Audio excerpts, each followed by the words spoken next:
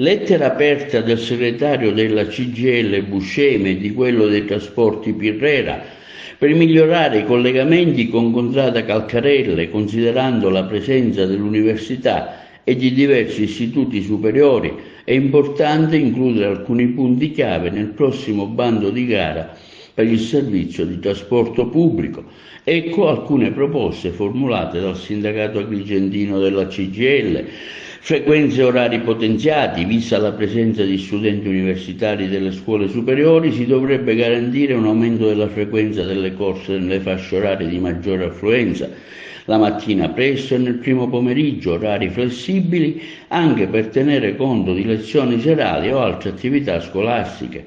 Linee dirette e potenziate, introduzione linee dirette che collegano Contrada Calcarella ai principali poli educativi della città, senza necessità di cambi, riducendo i tempi di percorrenza per gli studenti e docenti.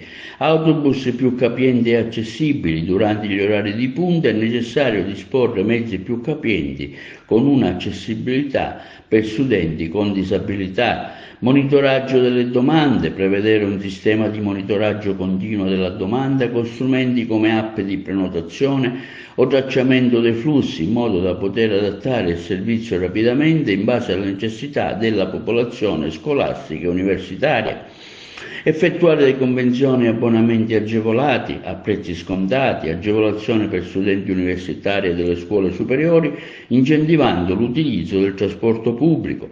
Migliorare l'integrazione tra il servizio degli autobus e altri mezzi di trasporto come il treno, la bici, per facilitare gli spostamenti verso le università e le scuole superiori.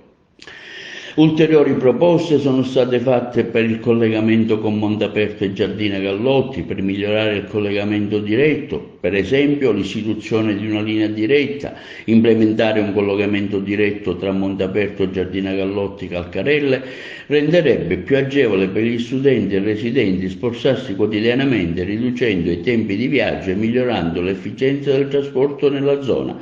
Questi punti per la CGIL di Agrigento dovrebbero essere inseriti nel bando di gara per garantire un servizio adeguato e rispondente alle esigenze della popolazione studentesca di Contrada Calcarelle.